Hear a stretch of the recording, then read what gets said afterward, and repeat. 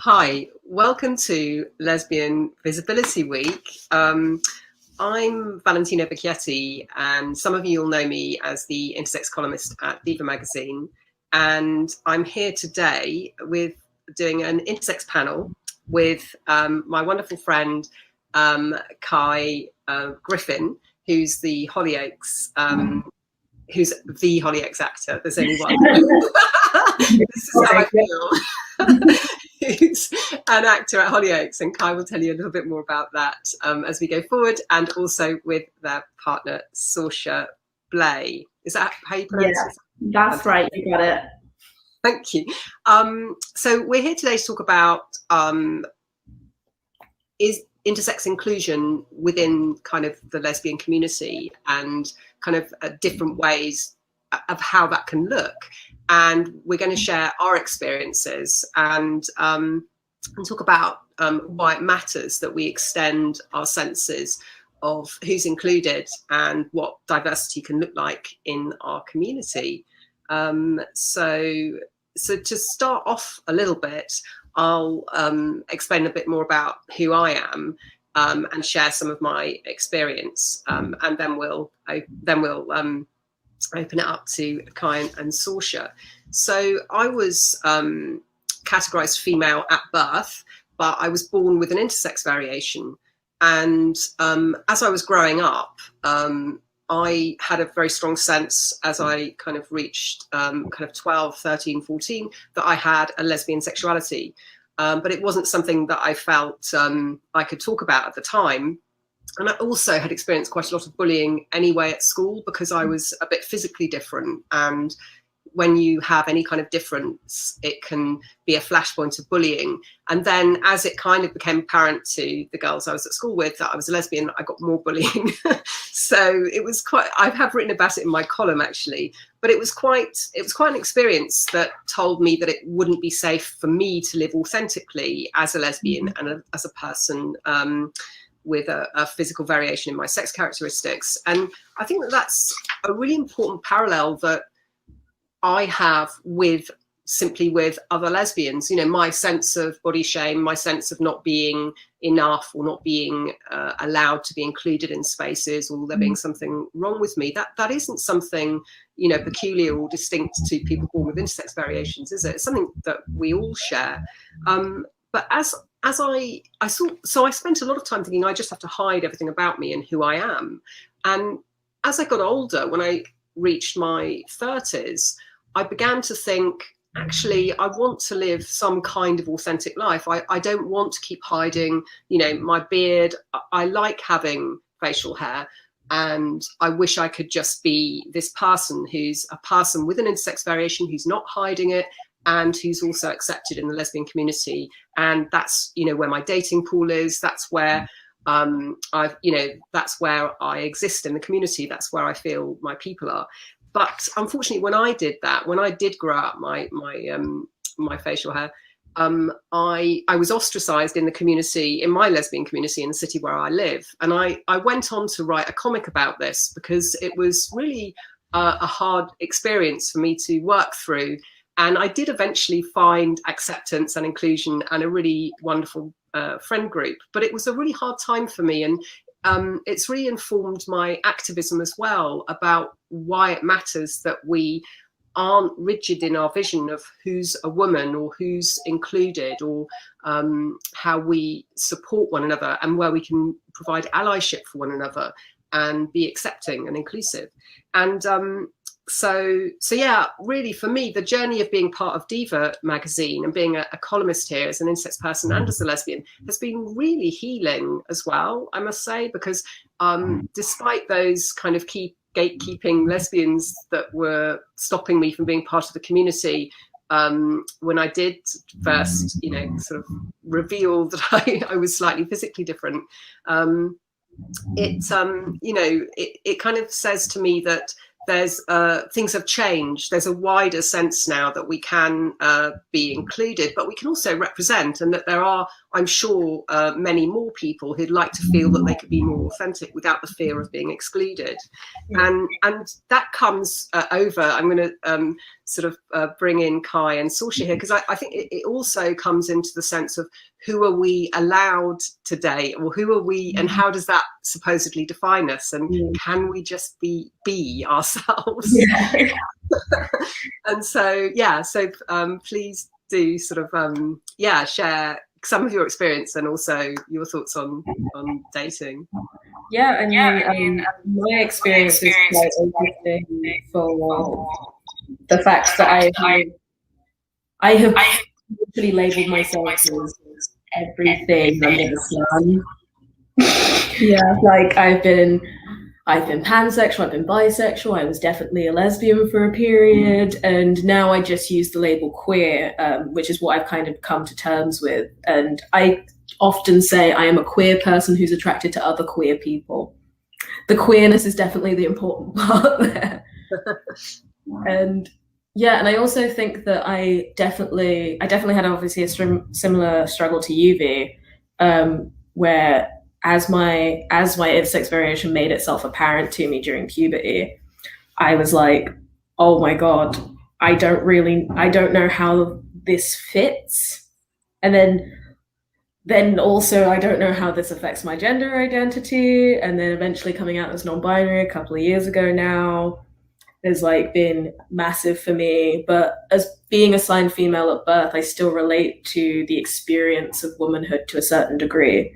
And hey, I may use they them pronouns, but still misogyny is still definitely affects me.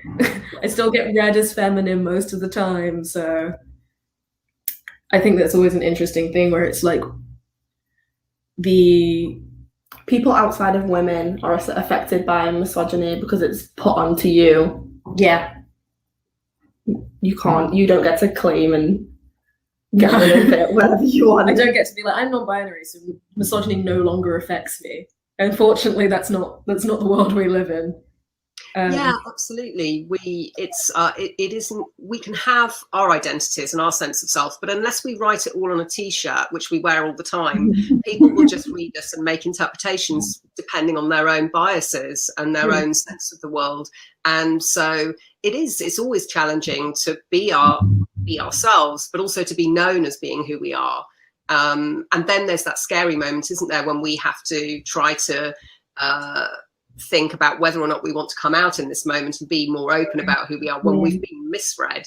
Yeah, I think I was going to say, I feel like your experience with that is quite... Yeah, definitely, because I feel like I very comfortably use the label lesbian, but I am non-binary and I use they, them pronouns. And I think people's assumption of the label lesbian is a woman who dates women.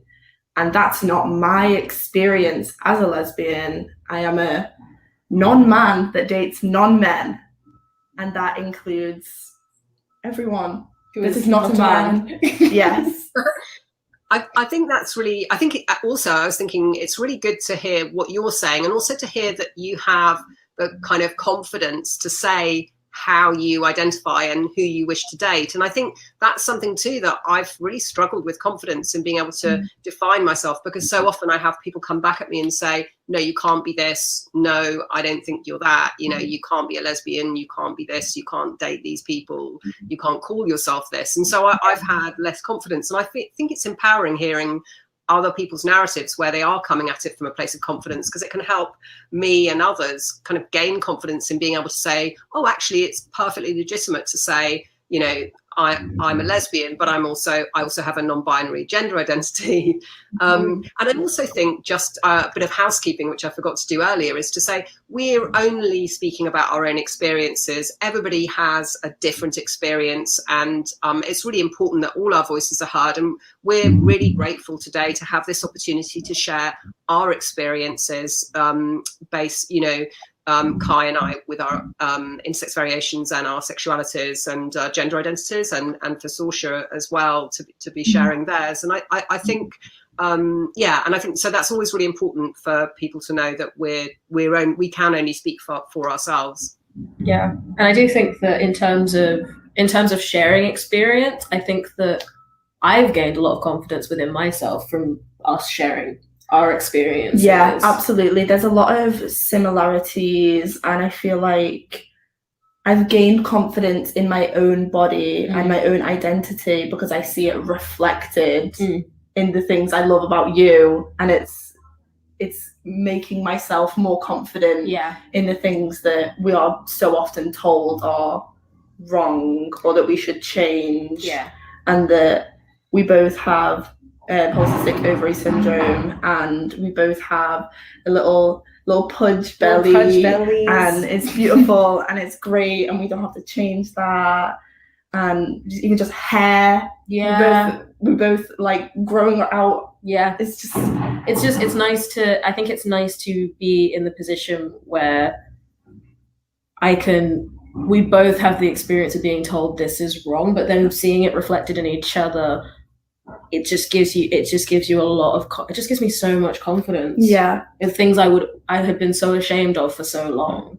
And I think that especially being usually quite ostracized by women because of how my body looks and how my body works, it's been really interesting to be in a relationship with another AFAB person and not feel that ostracization. Like, is that even a word? Yes. Okay. Yeah, it's been a really interesting experience and probably one of the most valuable of my life, honestly. I think that lesbians, anyone that identifies as a lesbian, can gain so much from being in a relationship with someone that doesn't identify as a woman and that isn't cis, and accepting intersex people into that too is huge, because I think lesbians campaign so much for our bodies are beautiful as they are and we don't need to change them, and we don't have to live in a world where we're perceived through the male gaze, and we don't have to cater to that, and we need to do more as a lesbian community to include intersex people into that and say, no, you don't have to change your body, you don't have to get surgery, you don't have to do anything, because your authentic self is always the most beautiful. And you can gain confidence in yourself, even as someone that is not intersex, from accepting intersex people. We can all grow.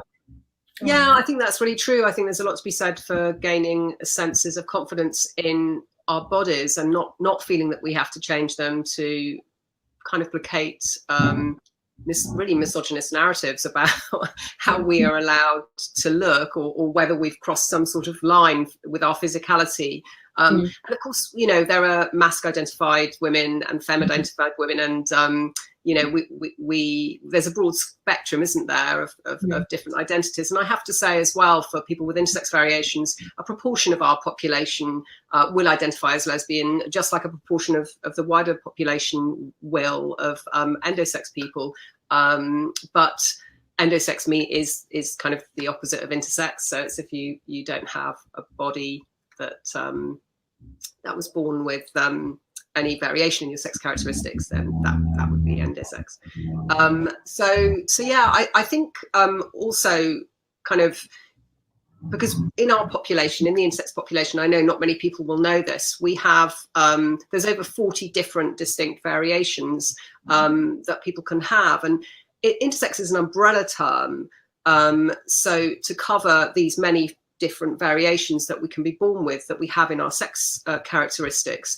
And what that means literally is that our external or internal genitalia have variations in them which are not, I guess what you could say would be typically considered to be 100% male or 100% female, to put it very simplistically. And also we can have difference in our hormone profiles and differences in our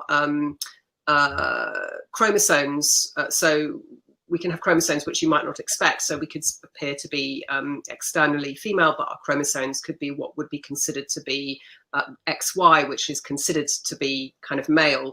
And I think these notions that XY is definitely male or XX is definitely female, and what hormones even do for us, and the way that people have attached them to maleness and femaleness is very questionable. I think we need to move away from that and start looking at actually the people, inside these bodies and our bodies, and saying, well, we're people who have an equal right to live good and happy lives with, no matter kind of what differences we have. And of course, some of us with intersex variations will need to, you spoke about surgery earlier, Sorcha, and I think you were referring to surgeries in adulthood. But of course, with intersex variations, it's really important to remember the human rights abuses that we're experiencing currently in the UK and globally, where if you are born, and this is difficult to hear, and a lot of people don't know this, and I think that's another reason why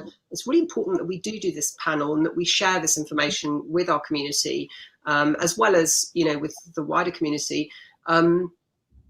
If you're born with visible variations in your genitalia at birth, you're likely to find that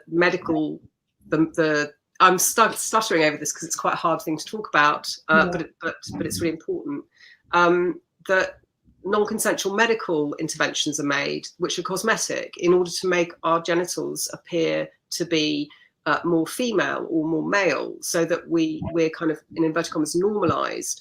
And this is done by persuading parents that this is the right thing to do, that this will protect intersex kids from being bullied, and that they will have better lives if their genitals appear to be definitely male or definitely female. And I think that, and parents obviously want what's best for their kids. And I know that doctors, the medical practice has come about in an attempt to support and help parents, families, and intersex people. And it's rooted in medical practice, which we can see used to be kind of done with the gay population. When we think about Alan Turing, we know that the medical profession supported and helped Alan Turing by chemically castrated him, and they chemically castrating him, and they thought that they were doing something good for him and helping him. But actually, of course, we know that that's not okay. That kind of medical practice isn't done anymore, and it's understood that that's harmful. But we're still in a space in the UK and in most other countries in the world, although I believe Germany and Malta are kind of making some advances, and so individual hospitals in some places are as well. But essentially, this practice continues if you're born with a visible intersex variation at birth, and of course later in childhood, if it's discovered that you have been categorized females and yet you have undescended gonads, which might not have fully formed into testes and won't be ovaries. There's a pressure to have those removed, and I think that we need to change that narrative and that practice for when we talk about bodily autonomy for people with intersex variations. We're really very much talking about wait until we're old enough to know and understand our bodies when it comes to cosmetic intervention. Only we can make that choice about our bodies. And in the case, I think, because we're doing a lesbian visibility panel, I think it's really important to say, in the case of girls whose clitorises appear too large, for the medical profession to agree that that looks normal for a girl, reductions are performed on these girls, and that's not okay, I don't believe, because nobody knows what that child's gender identity will go on to be, or what kind of sex that child will want to have when they're an adult, and then they can make choices. And I think we need to leave intersex kids' bodies intact and allow them to make decisions about them as adults. And that kind of links us back to what Sorcha was saying about choice about surgery. Absolutely, as adults, we can make decisions just like the trans community does about how we might want our bodies to be based on what our gender identities are, or senses of dysphoria, etc. And that's the right way round. So the other thing we need to do as well is think about supporting parents, helping parents to be aware that if they do have a kid with an intersex variation, it isn't an emergency in most cases. There isn't a need for surgical intervention simply to make our genitals look typical. It's okay to have a little girl with a large clitoris. It's absolutely okay. And I think, one of the things I hope from this conversation that we're having today is that we will have an opportunity for greater allyship from the lesbian community, who I hope will, stand with us in our demands for bodily autonomy and for our rights to live, to live with our bodies intact and to make choices about our own bodies. And I think that's a really strong feminist point as well, isn't it? It's at the heart of feminism, isn't it? The right to self-determination, the right to have choice about our bodies. It goes to the root of a lot of things. So I wanted to share that kind of really important element here now, and sort of come back round to I find the both of you, it's a really beautiful thing when you got together and and when we've been chatting. I find it really joyful and uplifting and a beautiful thing that you hearing you talk about it and hearing you talk about your senses of identity and how supportive you are of each other. Yeah, I mean, like I couldn't be more supportive of the fact that I'm not the biggest fan of men. I often talk about the fact that, like, yes, I'm a little bit embarrassed that I have any kind of attraction to men. So when we talk especially about like our non-binary identity, I think like I remember you asking me the question, it's like, are you okay with me identifying as a lesbian? And I was like, I wouldn't have you any other way. Yeah. It's that pressure though, isn't it, that's put on a label, but it's my label and I will decide what that means. And the audience can decide what lesbian means to them, but no one has a right to take away the labels that make us feel comfortable, that make us feel whole. Yeah. If a label feels good, it's the right label. Exactly. I'd never want to take that away from you.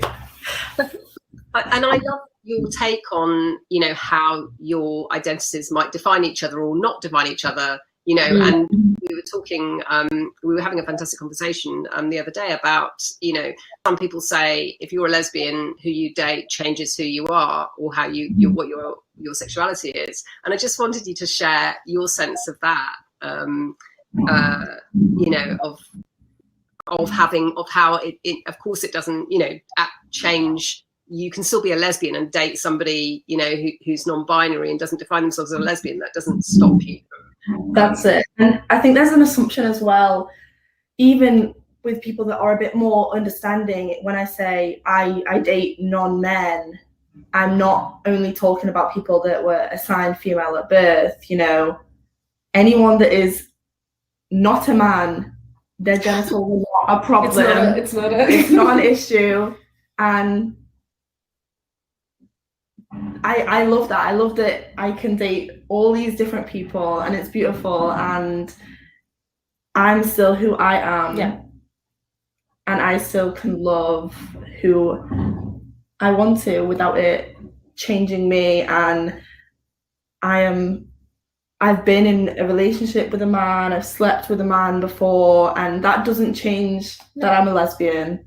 So it shouldn't in any point of your life. Ever. If a label's right for you, it's right for you no matter who you love, who you sleep with. 100%. And I think that for me, I think that when it comes to the fact that we have differing labels, I think there's a beauty in the fact that we have like very different experiences of sexuality. I think that's really important, and I think that's both helped us grow as people, because I've been able to unpack a lot of things that I've had surrounding my ideas of being a lesbian. Like I've unpacked loads. Like I mean, I remember when we first met and I was just like, no, I'm just terrified of women. Yeah. Like, I love them. I think they're beautiful. Like, but I was just absolutely terrified of them. And I think the more that we spent time together and the more that I understand how you viewed your own labels, I was like, oh, I'm allowed to feel that way. I'm allowed to feel that makes oh, okay. And it doesn't invalidate you. Yeah. Because you have, like, said when I spoke to you about it, you said, no, you being a lesbian doesn't ever invalidate me. No. You know? I am very, very queer. I am very queer. And I'm very happy with that. And it would never invalidate me. I'm just like, you think I'm hot? That's cool. Yeah. I'd love you to talk a bit more as well about like how do we define ourselves when seen by others, when we want them to know, because we talk about this is my girlfriend, this is my partner, we're always kind of thinking as language changes and the ways we can define ourselves changes, we're always thinking, what's the new word, or what's the word that helps me describe who my girlfriend, boyfriend, what are the words we can use? Yeah, I was going to say, we've had lots of, that was like one of the first things. Conversations. It was literally, I think it was literally like the day after we got together, it was like, okay, we need to have this conversation about language. We just need to get it done and dusted. Yeah. And I think we have also very different takes. Yeah. As both being non-binary. And I feel like it's important as well because a lot of the time non-binary identities are grouped as like men, women, and non-binary. It's like, but non-binary isn't a third gender. Yeah, that's it. And it's not a third gender, and you can't binary non-binary. We both use partner. Yeah. To describe each other. I'd say mostly. Most of the time. And then I'm comfortable with Kai calling me their girlfriend, especially in situations where it's like outing us. Yeah. Because I love it. I have a girlfriend. Yeah, I want it to be known like that, I am a lesbian and we are gay and it's great. And it's just to be very just like, hi, look, we're queer. Like, we're here, we're queer. That's it. That's it. And that can like, you can use it to like out yourself in situations where you want to. And then because I have the lesbian identity, it's very easy. Yeah. Whereas I feel like you don't have the same. Yeah, I mean, like, I've had a very interesting relationship with labels with partners in the past. And I think that I was very like, I was having almost heart palpitations. And I was like, Sorcha, you can call me your boyfriend if you want. And I love that. I love saying, oh yeah, I'm a lesbian and my boyfriend. It's great. It's wonderful. It's great. They're just words. Yeah, they're just words. And like also like specifically boyfriend, but with an I. So B-I, B-O-I specifically. Yes. But because there's something about putting an I on a word that's meant to have a Y that's just, there's something very queer about it. Yes, I don't know what it is. So. I don't know what it is. Yeah, like that was a fun, that was also, it also was a very fun conversation. I think that we also need to remember that, like, as much as the language we use is important, it's also important that we enjoy the language being used. Yeah. You don't have to overthink these things. No. If it feels good, if it makes you happy, then use that language, because language evolves. As you were saying, Viv, language evolves, language changes. It changes as we use it, and it's not going to happen until we start using it how we want to use it. Yeah. And then it becomes what we want it to be. Yeah. And I think it's also so important that we try things as well. Like, if it's something that you think you might enjoy, try it. My encouragement of trying things is so, like, it's up here. I'm just like, try a new thing. Yeah. That's literally what I'm always doing. I'm always just like, try a new thing. Just try it. That's it. Especially when you're safe around people. Yeah. When you feel safe, when you feel accepted, you can say, guys, can you try this for a bit? I'm sure as well with trans people that are using their name, their new name, people changing their pronouns. You can try it. You can just try things.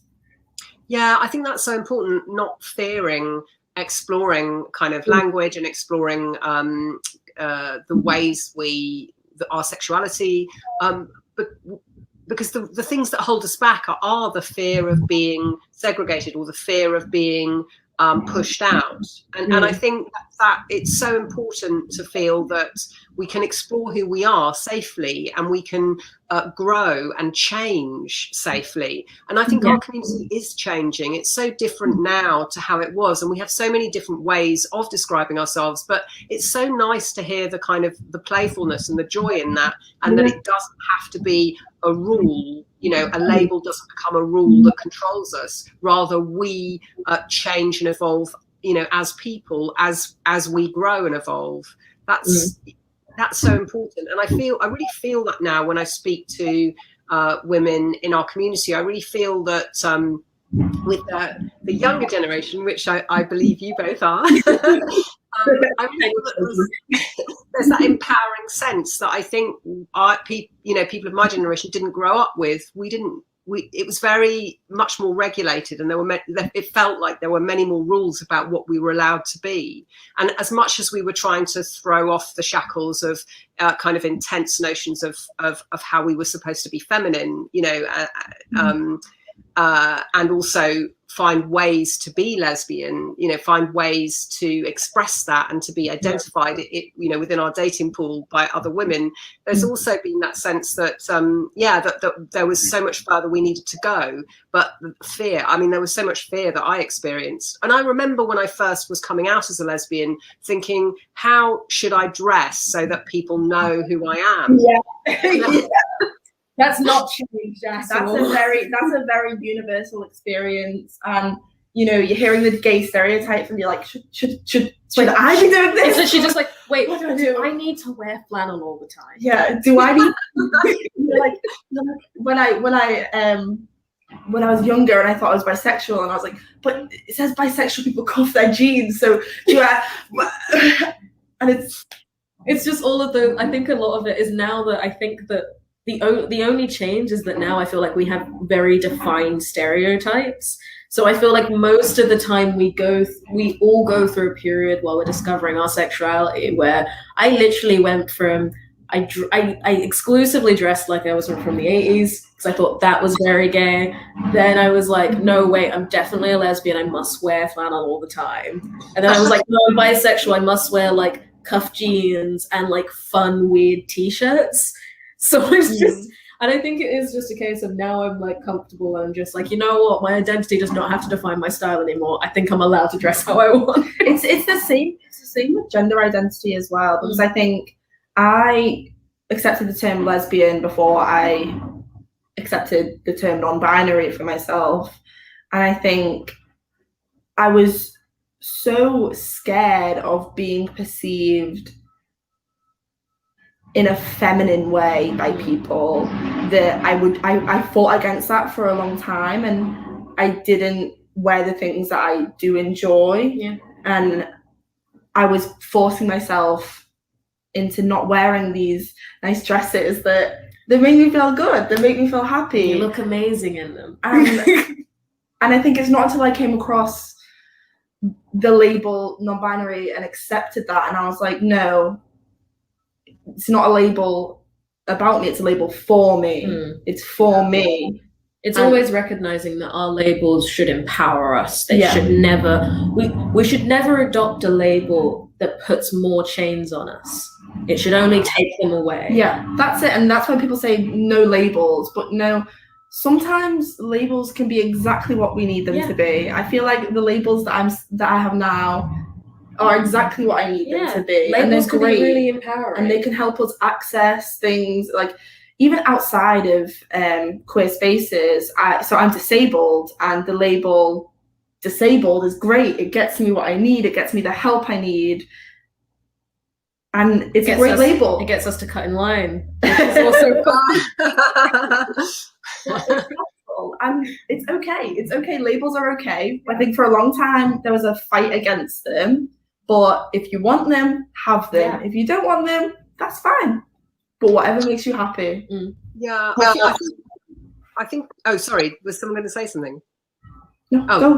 There's an echo on my on here. It's interesting doing this all by Zoom actually, and not in person. But I think we're doing very well. It's like to hug you again, V. To hug you again.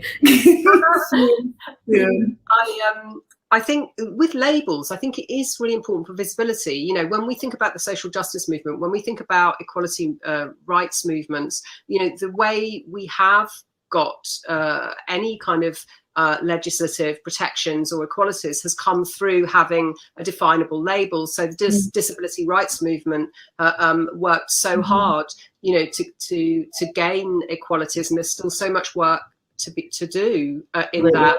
And I, you know, I have disability as well, and I'm really amazed when I look at the history of the disability rights movement and see, you know, the sacrifices people made and how hard people fought just, you know, to gain inclusion in the Equalities Act. And, you know, and it's the same when I look at the lesbian, gay and trans communities, and I think, and bisexual. That's terrible, isn't it? Putting bisexual in the wrong order. It's just like we're all in there. I'm getting all the words. But when I think about the, you know, the equality rights that have happened and how hard people have fought for them and how much it matters and how much solidarity there is there, even though, you know, despite being included in the Equalities Act, we don't necessarily have, we're not free of prejudice in society, you know, and throughout kind of lockdown, really, we've seen a huge increase in harm done in our community, you know, and prejudice towards our community. And so we know that it isn't, that having protections in law isn't enough. It's about society changing the way it views us, and it's about society it's about us all being allies to each other and about us all standing together. And I think one thing that many people won't know is that intersex, which is a variation in sex characteristics, is not included in the Equalities Act. We don't have protections in the Equalities Act, and therefore if we experience hate crime, it cannot be prosecuted as hate crime towards a person with variations in their sex characteristics. And that's something that we're campaigning for. And the organisation that I founded really very much through lockdown, which is not the easiest time to try and found an organisation. Very well. Is called Intersex Equality Rights UK. And one of the things we're campaigning for, as well as other organisations, other intersex organisations in the UK are campaigning for, is inclusion in the Equalities Act and as variations in sex characteristics, and that also inclusion in hate crime legislation to support and protect us. And we know that it won't, legislation in itself, you know, isn't enough. We need that to be enforced, and we need society to be educated. But it would be fantastic to have the allyship of the lesbian community to say, well, why aren't people with intersex variations included? You know, and ask questions about it. And I think it's really important that we need more awareness and support, you know, from and allyship from people. We really do. And I've loved meeting Ki. Like, we've known each other for a few years now, and it's been fantastic. And we I think Ki's such an important voice. I do, though. Representing's so important, and I think Ki's such an important voice in our community, and that you do such good work. And it's fantastic that you're representing in the acting world as well.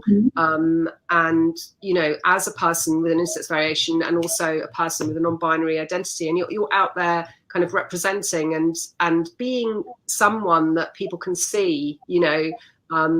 And I'd love it if you could talk a little bit more about, like, what it's meant to you to be representing. It has, I mean, my life has literally done a complete, I can't even say 180 anymore. It's done like a full-on, a few loops the past couple of years. And I couldn't be happier. I really couldn't be happier. I love my job. I love that I get to do the work with Intersex Equality Rights UK. I love, like, just all the activism spaces I get to be in. And I think it's just been really, I think the thing that's been, like, most important to me is really just being able to show a person who I never thought I would be the sort of person that would be put on national television. It's just a person who ticks as many diversity boxes as me doesn't get put on screen. It just doesn't happen. And to see the to see that like, obviously it's starting with you, but to see that someone saw something in me, it's like, this person needs a platform. And the amount of people that have now reached out to me and said, I'm so glad you have this platform, this is changing my life. It's honestly, it's its own reward. I must give a bit of background, is that I also work in casting to support intersex people into roles in film, television and theatre and radio, and, you know, wherever I can support intersex people into spaces, creatives, because I think that that's a really important thing. And we did have this really moving conversation where I was, you know, saying, you know, Kai, you know, this is so important, you can do this. And Kai saying, but people like me just aren't on television. Yeah. And it's felt so empowering, hasn't it, this journey? It's been incredible. It's been absolutely incredible. I mean, I was going to say, not only for the two of us, but also for just like the intersex family we've gained from just this experience, and the way it keeps growing. And then also just the amount of allyship we've gained through working together. I couldn't ask for a better experience. And honestly, it's just the beginning. And knowing that it's just the beginning, I'm a person who's always struggled to see the bright side of things, and I've never had more hope in my entire life. You're gonna make big changes. I think we can all see that. We can all see that this is only the start, and you're gonna go on and keep making these big moves like you're already doing. I think we already need to acknowledge that Kai is the first non-binary representation in a British soap ever. The first. Yeah. It's amazing. It is. You should be so proud that you created this space, because there wasn't the space for you, and you came in and you've made it. You've taken up space. Yeah. And honestly, taking up this space has just made me excited to see just like the people that will come after me. Yeah. And now that this space has been created, I can't wait to see all of my people come in. And it's like, yeah, come join in. Come, we'll make the space bigger. There is enough space for everyone. I think this is something that we hear a lot in film and television. It's like, oh, well, there isn't enough space for everyone. There is enough space for everyone. You just have to see that it's important to have the space for everyone. Yeah, that's so true. And it is really exciting. And it's funny, we've got a couple of firsts here, because I'm the first intersex columnist as well, kind of representing. And so kind of we share that feeling of being, I guess, pioneers in kind of. Absolutely. You are pioneers. You are great. But I also have to say it's the, you know, the fantastic support and allyship. You know, I cannot say how much DIVA magazine and the team at DIVA have been supportive. And also, you know, I get so much support from the readers at DIVA magazine who connect with me and are supportive of my column. But also, you know, the fantastic crew at Hollyoaks who have been so brilliant and so supportive. And the fans are also, honestly, like, Hollyoaks fans have been so supportive of not only me and my identity, but also Ripley, my character, coming out as non-binary on screen, and now like the relationships they're forming within the show, and just being like, this character's amazing. We can't wait to see more about them. We love that they're non-binary, but we love them as a person as well. And I love Hollyoaks fans. Honestly, they give me joy. They really do. I think as well, I think what you were touching on is being fleshed out as a whole character. You're this whole person. You're not just an intersex, I'm not just non-binary character that's just there. Yeah. You're showing more than that. You're being more than that, and I think that's really important. It's so important for representation to feel human, because it's the only way we actually successfully represent communities is if we show real human representation. And the same with you having a raw voice, and that's it. You're writing, and it's your perspective, and it's you, and it, you know, you get to have this unfiltered experience of you as a person in your writing. Oh, thank you. That's really, thank you. You're so articulate as well, Sorcha. Thank you so much. It's really, just to be clear as well, although Kai's an intersex and non-binary actor, the part that Kai's playing, which is Ripley, what's your surname? Ripley Lennox. Ripley Lennox, thank you. I'm terrible with names. Ripley Lennox is a non-binary character. Yeah. But it is something that I think, you know, we're moving fast in creating kind of change and inclusion, because now that we're in spaces where we are representing, it really is allowing other people to see themselves in these spaces. And you're quite right, Kai. You know, there is so much space. There's so much space for people coming up who want to do this, who want to be part of this. And it's really a joyful thing to think that even despite, you know, despite lockdown, despite increased prejudice, despite it seems that politically things are really moving away from equality rights, and you know, our trans siblings are really suffering at the moment with you know, with being kind of denied improvements in their equality rights, and I think, you know, despite all these things, we're still moving forwards. We're still, you know, because we're people.